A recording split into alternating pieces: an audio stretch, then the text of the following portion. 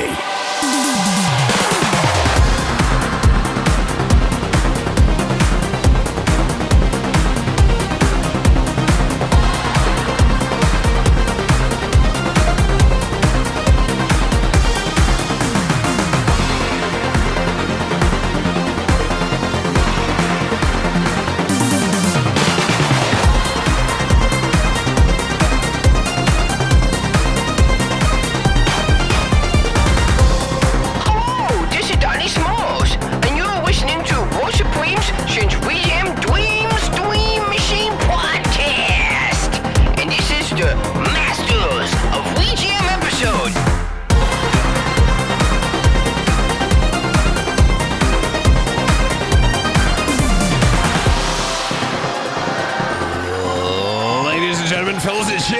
Welcome back to another episode of Voltz Supreme Synth VGM Dream Stream Machine podcast. Podcast that usually plays the synthiest synth VGM in all the universe. Folks, in this episode, we will be taking part in a video game music podcast community-wide event, Masters of VGM. Yes, you probably already know that many other VGM podcasts are taking part in this during this month of June. So be sure to check out some of the other podcasts that are doing this. It should be a lot of fun.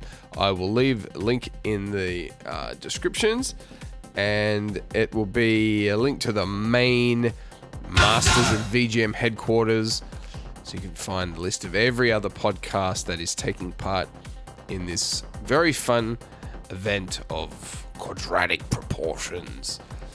But look, folks, before we get into too many details about what this actually is, I shouldn't leave my prestigious guest hanging for too long. Ladies and gentlemen, back by popular demand is the legendary hip-hop historian and recently world-renowned mixed martial artist, trainer, and fighter. Folks, it's Donnie Smalls. Welcome, Donnie. It's been way too long. I'm so sorry. I was starting to think that maybe you got eaten by a shark or bitten by one of those deadly critters over in Australia. It's not like I've been waiting by the phone or anything, but I started getting used to being a regular guest on this podcast. Yeah, Donnie, it's great to have you back on the show. To be honest, I've just been really busy with lots of other projects. Look, when you got a full-time job, full-time family, I just need to focus on one thing at a time, really. So, podcast has been pushed aside. It has not disappeared, but it's not the focus at the moment. Okay, I guess I understand. Yeah, all right. So, what is Masters of VGM? Well, originally it was going to be the Mount Rushmore of VGM. So that probably makes sense to everyone. Which VGM composers would you have carved into the mountains of eternity? But there was some issues with some negative history connected to Mount Rushmore. So, fair enough. Play it safe. It is now called Masters of VGM.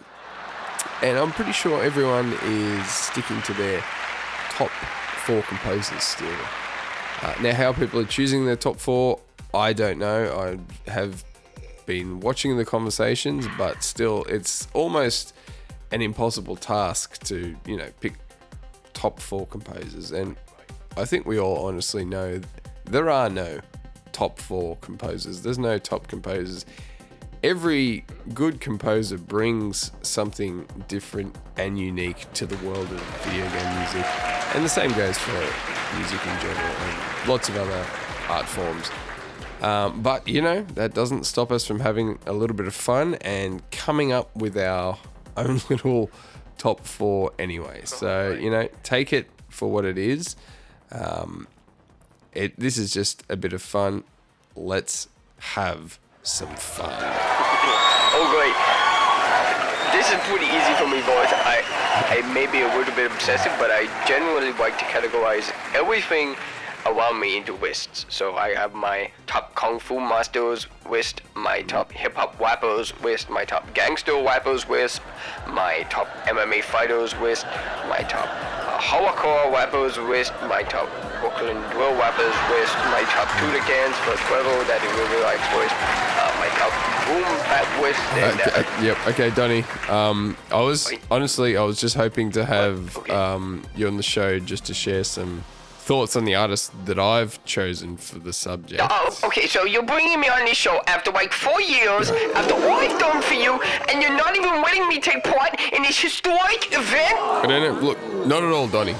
Here's what's going to happen. Here's what I've got planned, okay? I'm going to play maybe 5 or 6 songs from each of my top 4 composers, and I'm going to try to make a case as to why they are, in my list of top 4 artists, composers. And look, Donnie, because you are my special guest, you are also going to present your top 4 artists, but I'm going to be honest here. All we've got time for is just one song from each of your picks. Is that going to be okay? Well, you know what, Voltz? I feel a little bit disrespected by you. Yeah. Here you are, inviting me to come back on the show after like 6 years or something, because of popular demand, and then you only give me one song to every one of your 6? This is what I'm thinking. I'm thinking it wouldn't be so silly to think that maybe your listeners are wanting me to come back on the show because they would rather listen to me and my musics. I think if is it true? What? That my episode on your podcast, my DJ set, is one of your most popular episodes? And did you even contribute a single thing to that episode? Look, people can check the stats for themselves if they can access that kind of thing. But, Donnie, look, I get it. I'm sorry. But look, I've got my thing here. This is my podcast. I love you being a part of it, and the listeners love you too. But in the end, we just got to do it my way for now. So maybe, you can do your own VGM episode if you want to do more than one track per artist. Yeah, look, Voltz, I guess when it comes down to it, it is easier for me to come on and just talk without having to prepare or anything, rather than come up with a whole show on my own. So I guess I appreciate that, and I guess I appreciate your fans and your listeners that they want me to come back on the show. And I guess the biggest thing is that you did give me that interview with Conor McGregor. So I guess I owe you at least another episode. Wait. Yep, I did do that for you. So anyway, let's get back on topic. So how have I come up with my top 4 masters of VGM? Well, I'll tell you what I haven't done. I haven't tried to approach this from a neutral perspective. I am totally going to give you the Voltz Supreme top 4 masters of VGM. And look, there may be, this is tough, right? There may be 1 or 2 composers I think maybe should be in my top 4 list. Composers I really respect, but I might just leave them out because they're either an obvious choice or not one of my personal top favorites. They might be one of my favorite composers, but not up there, even though I think they deserve to be in there. So you're here listening to Voltz Supreme's Synth VGM Dream Stream Machine podcast. So I'm going to give you the Voltz Supreme Synth VGM Dream Stream Machine podcast top 4 masters of VGM. We'll talk more about how and why I chose these particular composers as we go along, but let's get things going. It's 9 minutes into the episode and we still haven't listened to any music at all. So starting with master number 4 and working our way up, folks, here it is. Number 4. Number 4. It's Jared Emerson Johnson, ladies and gentlemen. All right. Yes, I've played a lot of amazing tracks from this man on just one episode, and I could probably fill up my songs with just songs from that. But what I'm going to try to do is all these artists, I have probably played at least one or many of their tracks in other episodes. I'm going to try my best to avoid repeating any tracks. But, all right, let's kick things off with the track, and then we'll get into some of the details. So this next track we have coming up right now. This is it. This is number 1 of Master number 4. This track is called 459, and it's from Sam & Max Beyond Time and Space Remastered.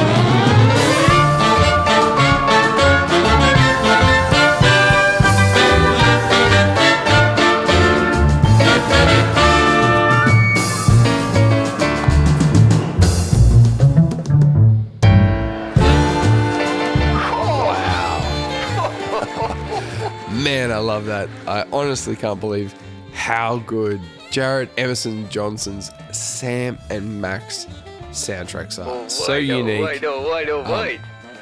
These styles, you do not find this musical style in many video games. And I'd be very surprised if anyone could show me something like this, I think as so. good as this, in any video game ever. And yeah, it's so great that these soundtracks are being remastered, and then he's adding some new tracks to each of these soundtracks as they go. And also, I noticed new Sam & Max games. Like there's the VR, I forget what it's called, but there's the VR Sam & Max game that he's also done music to, which is Virtual great. reality. He is the official Sam & Max composer now, regardless of who's creating the game. So that's excellent.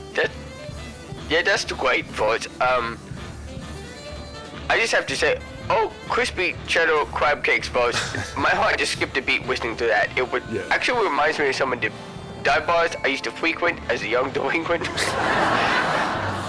Yes, I've heard some great jazz groups, and as you know, back in the 70s, there's a real strong Latin presence in some of these jazz scenes in my area, and this is really quite great. I actually really struggle to remember that this is actually from a real-life video game, and this is serious music, folks. This is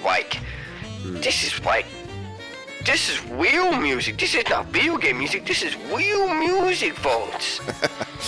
But no, this is video game music. That's kind of why it's on this podcast. But yeah, look, honestly, I could build a case as to why Jared Emerson Johnson is on my list just using his Sam & Max soundtracks.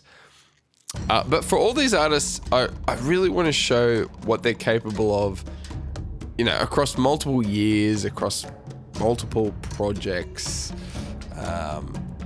Show their versatility and, show that they've done so well time and time again. But yeah, one of the main characteristics I wanted for my top 4 masters of VGM was that they are very versatile composers. And I think versatile is a very appropriate word to describe this composer. He has done soundtracks to almost all, but not limited to the Telltale games, the soundtracks to the Telltale games. And if you know Telltale games, you know how different they can be as far as their themes and content go. Their games do follow kind of similar gameplay formulas, but the way they could take on completely different themes and even, you know, existing IP with already so much nostalgia attached to it, and then really nail it every time. To me, that's something really special, and a huge part of that comes down to the music that Jared provided. Like when you're playing and you're listening to their Back to the Future game, you are in that world. You feel like you're part of that Back to the Future world. And then you're playing Tales of Borderlands or a Batman game. Oh, wow. You totally feel like you're in that world, and these are all so different. Yeah, I can imagine. And you know, they can use the same art style and adapt it to these different things, but the music from these existing IP, and with that, there's, you know, there's some really strong connections to already existing music. I can imagine. And yeah, Jared would just nail it every time. Or if it, you know, if there wasn't music that existed already, he would come up with something that just completely fitted the scene. And you know, yeah, it comes down to a lot of things, but without the music, it wouldn't work. Yeah. All right, look, Donnie, I'm aware of the time. We're going to have to bump up the pace a little bit here. So let's get going on another Jared Emerson Johnson track. This time, something a lot more subtle and emotional. This is going to be Sarah's song from The Walking Dead Season 2, which was released in 2013. And I should also mention Sam & Max Beyond Space and Time was originally 2007, with the remastered version coming out just this year. So, all right, now for something completely different. This is Sarah's song.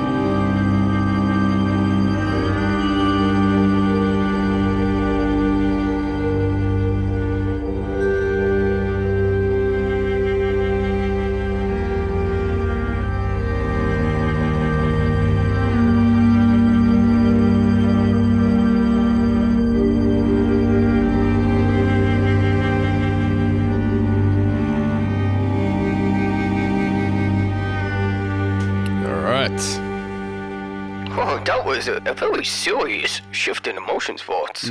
Quite different to the first track you played. Yeah, certainly not as exciting as the Sam and Max No, very music. different. But Donnie, what you'll find with the Telltale games is that from about 2012, when they did their first Walking Dead game and onwards, the games move away from the traditional point-and-click style games to being much more narrative heavy. Right. To the point where these games are almost all about the narrative, and it becomes a lot more like an interactive novel. Oh. So games like Sam and Max, a player could be walking around an area exploring, figuring out puzzles for quite a long time, and you just have one track playing during that whole not scene, but maybe location. Right. So it makes sense to fill a lot of that space with, exciting melodies, complex songwriting, so the player has a lot to take in over time, and it doesn't get repetitive. That makes sense. But most of the post-2012 Jared Emerson Johnson music moves into a much more subtle kind of musical territory with, you've got so much dialogue going on that you can't have these big, bold melodies fighting for the player's attention. So one of the reasons why I haven't played any of Jared's music on this podcast, apart from my Sam and Max episode, is because the music is not really designed to be played and just listened to. It's background music. A lot of the tracks are kind of like pieces of a puzzle that respond to whatever's going on in the game. They're not supposed to be listened from start to finish at like a song. So it's background music. It's very good and effective background music. Right. Another reason why I haven't played much of his music is because pretty much most of the music from the Telltale games has never officially been released. So the only way to get most of this music is to rip it straight from the games. And I'm pretty disappointed to say that Telltale had a very bad habit of just compressing the music into oblivion. Just absolutely horrendous bit rates on some of these, some of the background music and soundtracks. So up next is what I'm going to play is something from what's probably my favorite Telltale game of all time. It'd be up there in my favorite games of all time as well. It's The Wolf Among Us. And this game is just perfect in every way. It's just dripping with atmosphere, and the music is just so unique and just carries all that atmosphere so well. But again, it's background music, and the only available soundtrack is just what people have ripped from the game. And the bit rate for this is so low. It's only about 80 kilobytes, I think, which is shocking. That's criminal. I have no idea why in, 2013 they're compressing down to that. That's just criminal. Just horrible. Criminal. But I'll talk more about the game after the song. Here is an absolutely splendid, untitled, atmospheric track from the brilliant game, also from 2013, The Wolf Among Us. All right. Please enjoy.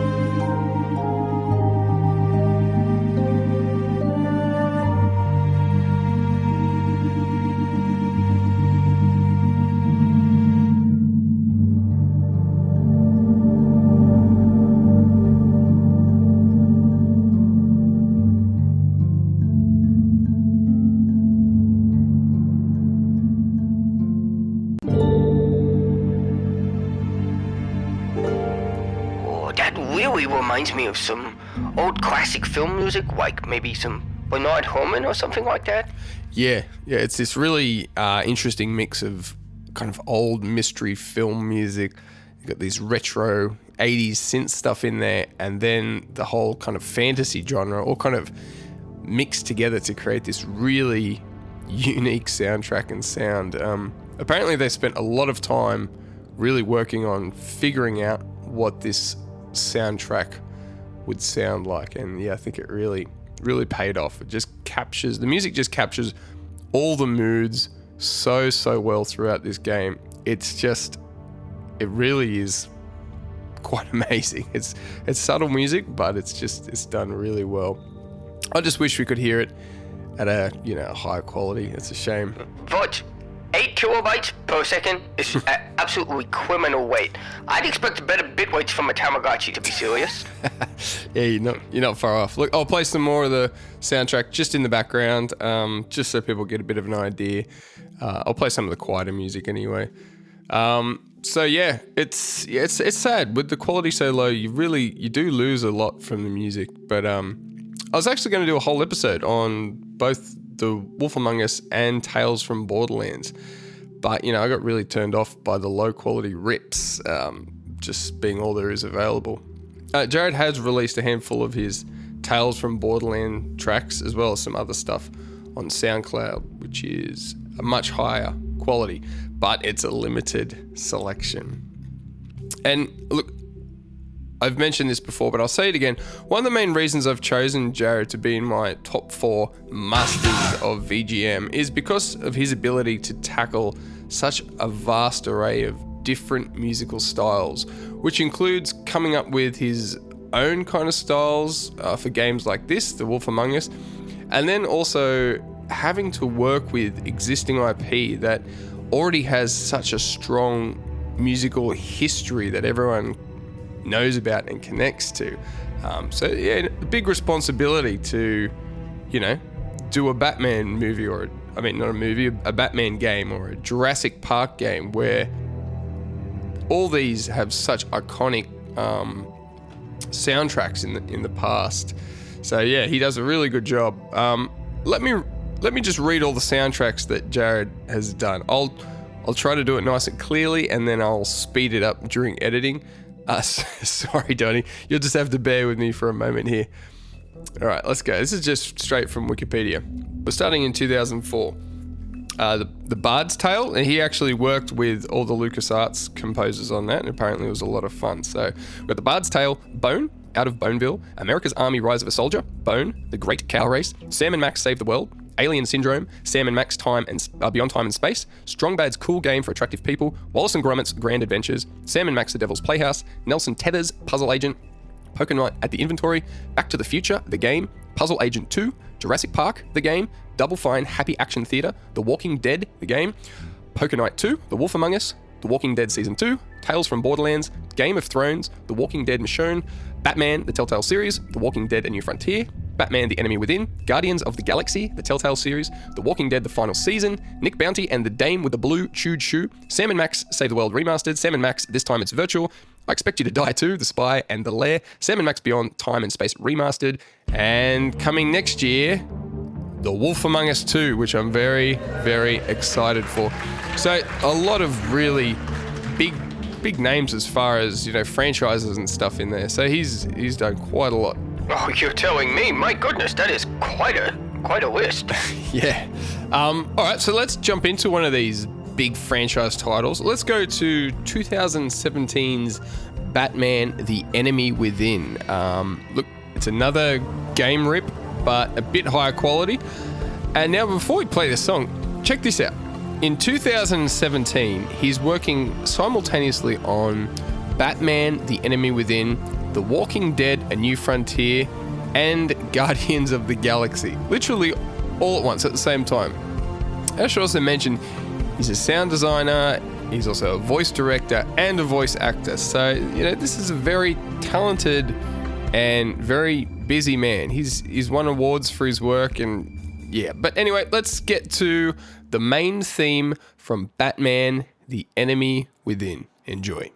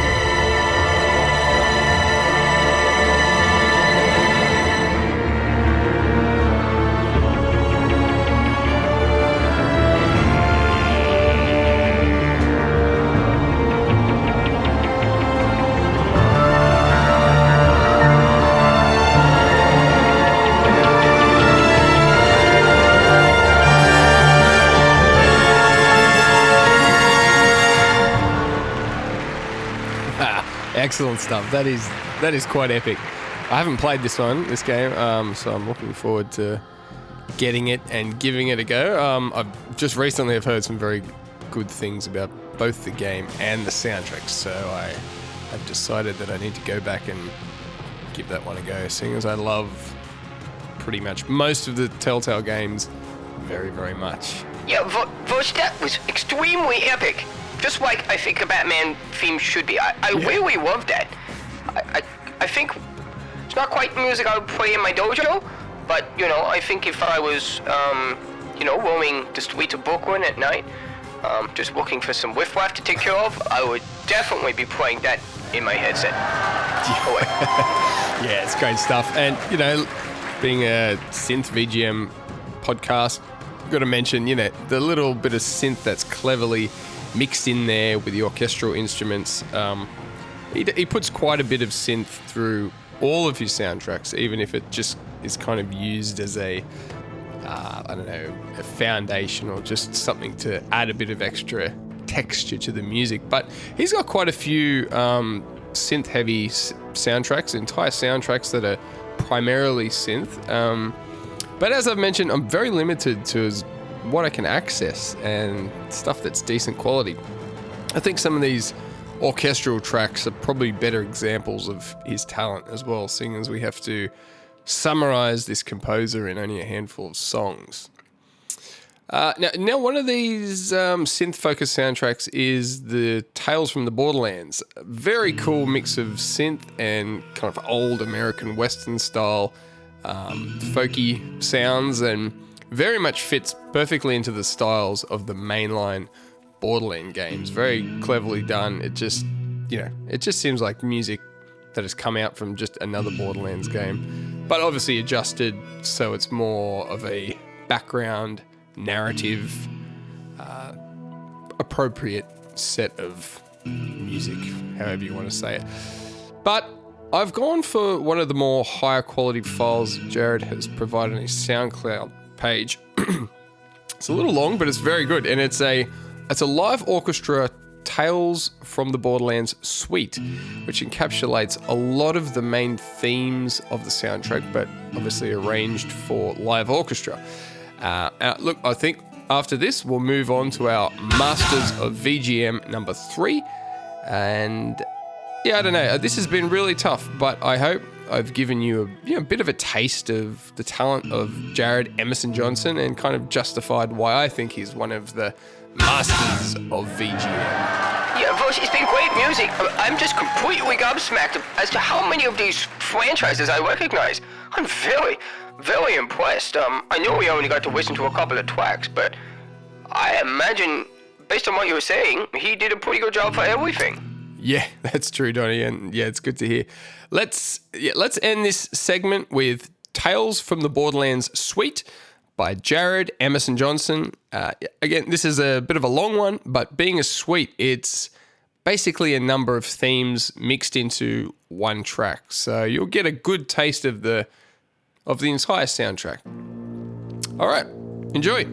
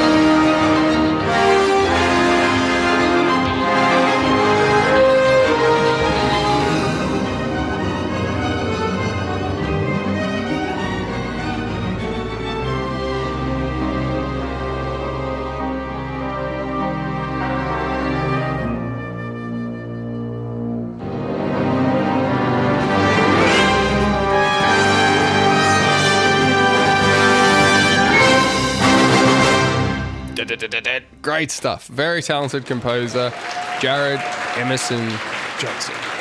But we need to move. We need to move on fast. Okay, here we go with Masters of VGM, composer number 3. Numero 3. Ladies and gentlemen, it's the legendary Nobuo Uematsu. Yeah, surprise, surprise. Probably one of the composers you would expect to see pop up in a number of people's Masters of VGM top 4. I didn't really want to put any kind of super obvious composers in the list, but who else in the history of VGM has had such an impact on gamers and video game music scene to the point where there are numerous orchestras touring around the world just playing this man's music from Final Fantasy to Final Fantasy fans all around the world. Uematsu is such a humble composer. He never talks himself up.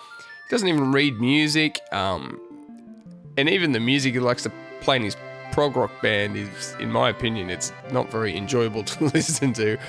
But who else has come up with so many memorable melodies and themes that just so many people feel so connected to?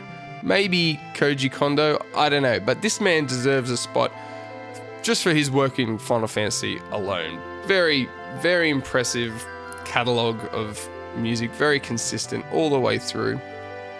Really good job. Great composer. He is number 3. Butch, I don't really think I know any Final Fantasy music. Are you serious, Donnie? Oh yeah, I've heard of it, but it's not my tuna, to be personally frank. Maybe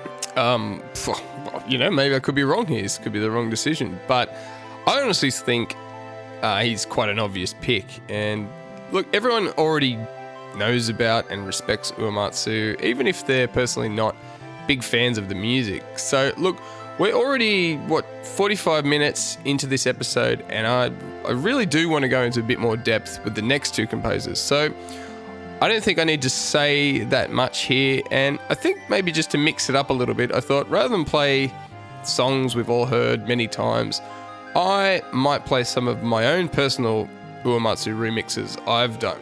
I hope that's okay. Hopefully it makes it just a little bit more interesting, and let's only go with 3 songs, I think. Again, people know this stuff already, but let's kick it off with a track originally from Final Fantasy VI called Awakening.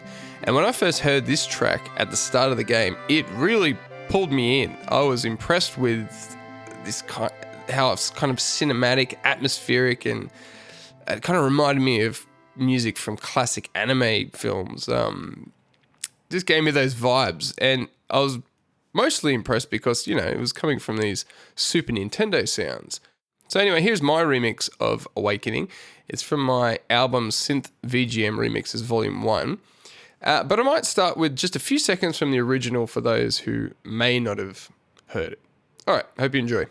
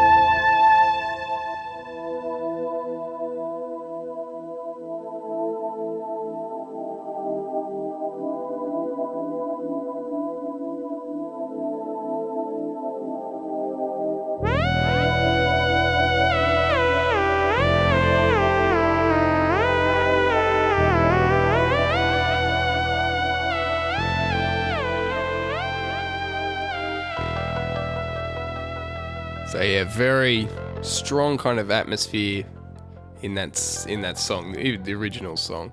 I think, you know, he's very good at coming up with these really memorable kind of melodies, but he's also very good at just creating these really powerful atmospheres using the basic kind of sounds that he was using back in the 90s.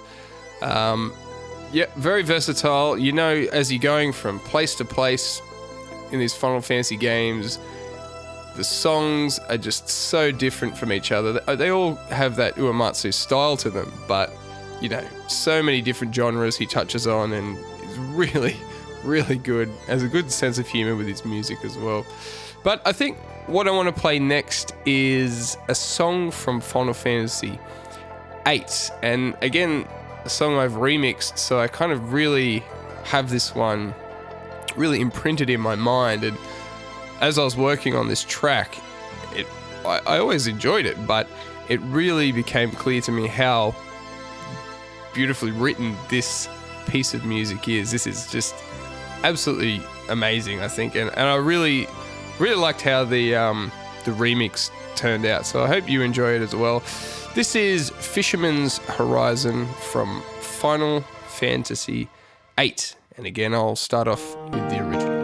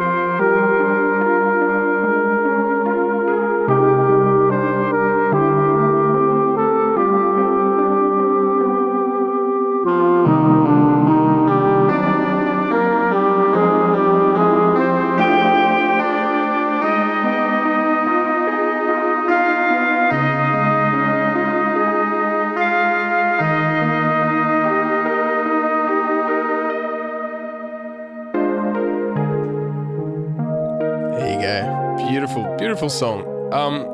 I've done a ton of these different styles of remixes where I'm using vintage and modern analog synths to kind of reimagine some of these tracks. That one was definitely done with the 80s synths, if you couldn't tell. But yeah, wow, what an amazing piece of music. There's this one part where he resolves the melody and it goes into a minor mode, and then the next time he resolves it and it stays in the major. But that part where he goes into the minor always just sounds so sad to me, and it really gets me every time. It's just, yeah, I love it. Very, very relaxing, beautiful piece of music. I certainly was. That was incredibly beautiful. And folks, I don't mean any disrespect, but I almost fell asleep right then. It's very relaxing. Yeah, no, I can understand that. Probably a good track to put on repeat if you're having trouble getting to sleep. But okay, let's finish this very short segment with just one more track, and this is one I chose to remix because it's already quite a synth-heavy song. So this is Queena's theme from Final Fantasy IX. Another fantastic soundtrack. You know, the way he's able to bring in these kind of medieval kind of sounds into the soundtrack, but you know, he's still got all this synth stuff. He's got all this kind of different styles and different sounds. It all comes together really nicely, and this is a bit of a fun one. This is, Queen's theme from Final Fantasy IX. Let's get straight into the remixed version.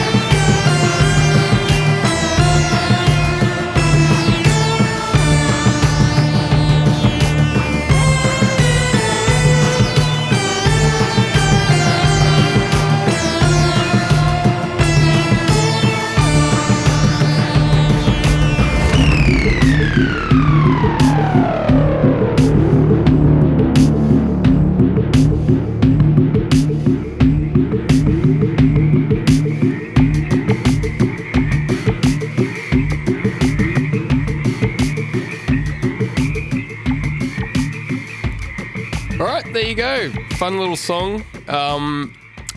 That was my number 3 Master of VGM, Nobuo Uematsu. Apologies if you wanted more in that section, but I'm sure he'll pop up in a few other Masters of VGM episodes. And remember to go check out some of those other episodes from the other podcasts. You might find a podcast you never knew about that you really like and you might want to continue listening to. As I mentioned, the link to the whole list will be in the description. Now, here we are, coming up to the final 2 Masters of VGM, as chosen by yours truly, Voltz Supreme. I'm pretty excited about these 2. I'm sure everyone can guess what my number 1 will be, but my number 2 may be a little bit more of a surprise. So let's get to it. Pun intended. Oh boy. The Master of VGM at number 2. Number 2. It's